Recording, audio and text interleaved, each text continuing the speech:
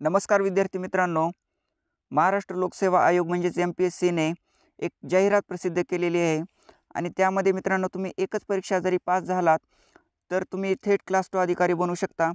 चला तर आपण पाहूयात ही जाहिरात काय आहे। आणि मित्रांनो या जाहिरातीमध्ये खूप विद्यार्थ्यांना डाऊट आलेले आहेत। यामध्ये मित्रांनो खूप जणांना वाटतं सर मी SCचा आहे तर मी फॉर्म भरू शकतो का? सर मी OBC आहे तर मी फॉर्म भरू शकतो का? सर मी NT आहे तर मी फॉर्म भरू शकतो का? सर मी ओपन आहे तर मी फॉर्म भरू शकतो का? तर मित्रांनो या सर्व डाऊटचे आपण क्लिअरिफिकेशन करणार आहोत। आणि मित्रांनो आपण ही जाहिरात काय आहे नेमकं ते आपण पाहणार आहोत। चला तर आपण ही जाहिरात काय आहे ते बघणार आहोत आपण। आणि मित्रांनो हा व्हिडिओ पूर्ण बघा तर तुम्हाला पूर्ण समजून येईल तुम्ही फॉर्म भरू शकता का नाही।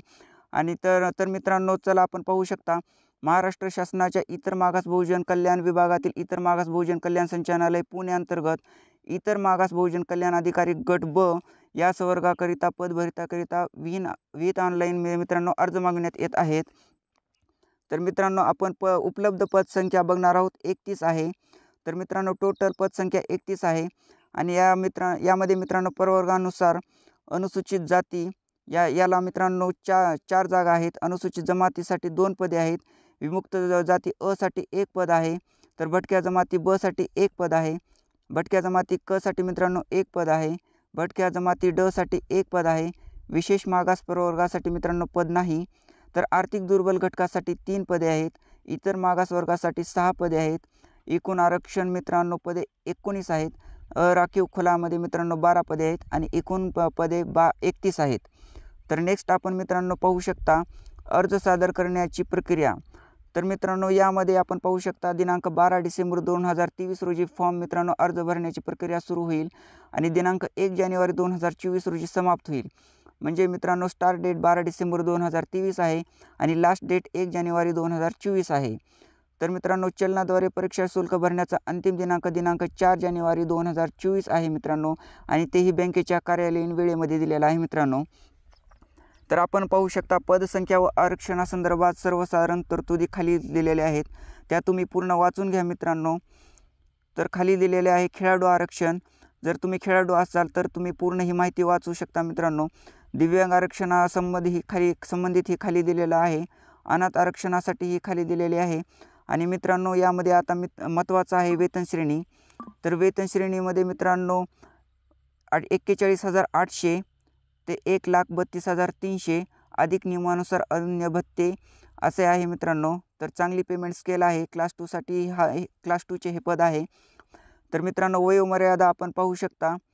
तर वयोमर्यादा गणन करण्याचा दिनांक मित्रांनो 1 एप्रिल 2024 असेल आणि किमान यामध्ये वय 20 असेल। मग तो मागासवर्गीय या सर्वांसाठी 20 वर्ष किमान आहे। तर कमाल वय मित्रांनो खुला वर्गासाठी 38 आहे। मागासवर्गीय आर्थिक दुर्बल घटक अनाथासाठी 43 आहे। तर प्रावीण्यप्राप्त खेळाडू यामध्ये मित्रांनो खुला किंवा मागासवर्गीय या दोन्हीसाठी 43 वर्ष आहे। आणि माजी सैनिक आणीबाणी व अल्पसेवा राजश्रेष्ठ अधिकारी यांच्यासाठी 3 वर्ष मित्रांनो सैनिक सेवेचा कालावधी हे दिलेला आहे मित्रांनो। तर दिव्यांग उमेदवारासाठी 45 वर्ष दिलेले आहे। तर महाराष्ट्र शासनाच्या सेवेतील कर्मचाऱ्यांना उच्च वयोमर्यादा मित्रांनो लागू राहणार नाही। हाही तुम्ही पॉईंट व्यवस्थित लक्षात घ्या। आणि मागासवर्गीय उमेदवार दिव्यांग आणि खेळाडू यांना असलेली वयोमर्यादेतील शिथिलतेची सवलत यापैकी कोणती अधिकतम असलेली एकच देय राहील मित्रांनो। हाही पॉईंट महत्त्वाचा आहे। आणि नंतर आपण महत्त्वाचा पॉईंट बघू शकता। तर शासन निर्णय सामान्य प्रशासन विभाग यामध्ये मित्रांनो GR आहे। तर दिनांक 3 मार्च 2023 अनुसार कमाल वयोमर्यादेत 2 वर्ष इतकी शिथिलता देण्यात येत आहे मित्रांनो। तर 2 वर्षाचं रिलॅक्सेशन असेल मित्रांनो जे वय तिथे दिलेलं आहे त्याच्यामध्ये। तर शैक्षणिक अर्हता आपण पाहू शकता have through knowledge of Marathi. तर तुम्हाला मराठीचं नॉलेज असणं अत्यावश्यक आहे। Passes a degree of recognised university if they belong to the backward classes. तर मित्रांनो तुम्ही बॅकवर्ड क्लासेस असाल कोणत्या ह्याच्यामध्ये तर त्याच्यामध्ये तुम्हाला फक्त ग्रॅज्युएट डिग्री असली पाहिजे रिकग्नाइज्ड युनिव्हर्सिटीमधून। And a degree in social welfare science और social work of a recognised university और इन्स्टिट्यूट अदरवाईज। जर मित्रांनो तुम्ही ओपन जर असाल तर तुम्हाला हे पूर्ण लागेल मित्रांनो। याची पात्रता तुम्हाला म्हणजे शैक्षणिक अर्हता तुम्हाला दिलेली आहे। आणि पुढे मित्रांनो प्राधान्यशील अर्हता दिलेली आहे, तेही तुम्ही बघून घ्या मित्रांनो. तर शैक्षणिक अर्हता गणन करण्याचा दिनांक खाली दिलेला आहे आणि याच्या कर्तव्य व जबाबदारीही खाली दिलेली आहेत. तर मित्रांनो याची निवड प्रक्रिया म्हणजे तुम्हाला परीक्षा कोणती द्यायची आहे, तर मी म्हणल्याप्रमाणे मित्रांनो तुम्ही एकच परीक्षा द्यायचा आणि ते जर तुम्ही परीक्षा जर पास उत्तीर्ण जर झालात तर तुम्ही थेट मित्रांनो तुम्ही क्लास 2 अधिकारी बनू शकता. तर मित्रांनो निवड प्रक्रिया बघायची. प्रस्तुत जाहिरातीमध्ये नमूद केलेली शैक्षणिक अर्हता, अनुभव इत्यादी अर्हता किमान असून किमान अर्हता धारण केली म्हणून उमेदवार मुलाखतीस बोलविण्याकरिता पात्र असणार नाही. तर मित्रांनो किमान अर्हता धारण केली तर मित्रांनो त्यांनी मुलाखतीसाठी बोलवणार नाहीत. आणि जाहिरातीस अनुसरून प्राप्त अर्जांची संख्या आयोगाच्या कार्यान्वयनातील तरतुदीनुसार वाजवी प्रमाणापेक्षा जास्त असेल आणि अर्ज सादर केलेल्या सर्व पात्र उमेदवारांच्या मुलाखती घेणे सोयीस्कर नसल्यास मित्रांनो मुलाखतीसाठी उमेदवाराची संख्या मर्यादित करण्याच्या दृष्टीने जाहिरातीमध्ये नमूद शैक्षणिक अर्हता आणि अथवा अनुभव यापेक्षा अधिक शैक्षणिक अर्हता, अनुभव किंवा अन्य योग्य निकष यांच्या आधारे अथवा चाळणी परीक्षेद्वारे मुलाखतीस पात्र उमेदवारांची संख्या मर्यादित करण्यात येईल.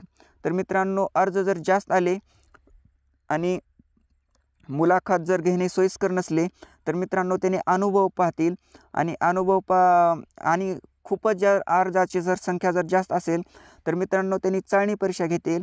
म्हणजे मी म्हणल्याप्रमाणे मित्रांनो त्यांनी एकच परीक्षा घेतील. आणि तर मित्रांनो पुढे तुम्ही पाहू शकता चाळणी परीक्षा घेण्याची निश्चित झाल्यास तर मित्रांनो त्यांनी चाळणी ही परीक्षा घेणार आहेत आणि चाळणी परीक्षा अर्ज जर जास्त आले तर त्यांनी जर चाळणी परीक्षा घेण्याची निश्चित झाल्यास अर्हता आणि अथवा अनुभव शिथिल केला जाणार नाही. तर अनुभव आणि अर्हता कमी केली जाणार नाही मित्रांनो. तर चाळणी परीक्षेचा अभ्यासक्रम, परीक्षेचे माध्यम व इतर बाबी लागू असल्यास म्हणजे चाळणी परीक्षा घ्यायचं निश्चित जर झाल्यास आयोगाच्या संकेतस्थळावर प्रसिद्ध करण्यात येईल. तर मित्रांनो MPSC वेळोवेळी जाहीर करेल त्या अभ्यासक्रम कोणचा राहील तो. आणि चाळणी परीक्षा घेतल्यास चाळणी परीक्षेचे गुण व मुलाखतीचे गुण एकत्रितरित्या विचारात घेऊन तर चाळणी परीक्षा न झाल्यास केवळ मुलाखतीच्या गुणाच्या आधारे उमेदवाराची शिफारस करण्यात येईल. तर मित्रांनो चाळणी परीक्षा जर घेण्याचे जर निश्चित जर नसेल तर मित्रांनो मुलाखतीद्वारेही तुमची निवड होऊ शकते. पण मित्रांनो मुलाखतीमध्ये तुम्हाला किमान 41% व त्यापेक्षा जास्त गुण मिळवण्याचा उमेदवारांचा शिफारसीसाठी विचार केला जाईल. तर मित्रांनो तुम्हाला 41% पेक्षा जास्त गुण घ्यावे लागतील तर तुमचा विचार केला जाईल निवड प्रक्रियेसाठी. तर अंतिम शिफारस यादी तयार करताना समान गुण धारण करणाऱ्या उमेदवारांची क्रमवारी आयोगाच्या दिनांक 12 सप्टेंबर 2022 रोजीच्या प्रसिद्धीपत्रकामधील तरतुदीनुसार निश्चित करण्यात येईल. तर पुढे पाहू शकता मित्रांनो अर्ज करण्याची पद्धत. अर्ज करण्याची मित्रांनो ऑनलाईन तुम्ही प्रोफाईल जर तयार असेल तुमची MPSCची तर प्रोफाईल तयार करून घ्या आणि ऑलरेडी जर असेल तर तुम्ही डायरेक्ट जाऊन भरू शकता. आणि तुमची जर प्रोफाईल नसेल तर तुम्ही प्रोफाईल तयार करू शकता. तर विहित प्रमाणपत्र, कागदपत्रे अपलोड करणे. तर मित्रांनो खाली तुम्ही पाहू शकता खाली पूर्ण कागदपत्रे दिलेले आहेत. तर अर्जातील नावाचा पुरावा म्हणजे SSC अथवा तत्सम शैक्षणिक अर्हता, वयाचा पुरावा, जर मित्रांनो SSC नावात बदल असल्याचा पुरावा, जर तुमचा जर नावामध्ये काही बदल असेल तर त्याचा तुम्हाला पुरावा लागेल. तर मित्रांनो पुढे तुम्ही पाहू शकता लहान कुटुंबाचे प्रतिज्ञापत्र, ते मित्रांनो तुम्ही तेही देऊ शकता आणि पूर्ण याच्यामध्ये कागदपत्र दिलेले आहेत. तर मित्रांनो याची फीस आहे खुल्या प्रवर्गासाठी 394 फीस आहे आणि मागासवर्गीय, आर्थिक दुर्बल घटक, अनाथ, दिव्यांग यांच्यासाठी 294 आहे मित्रांनो. तर मित्रांनो यामध्ये पूर्ण तुम्ही फॉर्म भरून घेऊ शकता आणि चाळणी परीक्षा घेण्याचे जर निश्चित झाले तर तुम्ही परीक्षा देऊन थेट तुम्ही मित्रांनो क्लास 2 अधिकारी बनू शकता.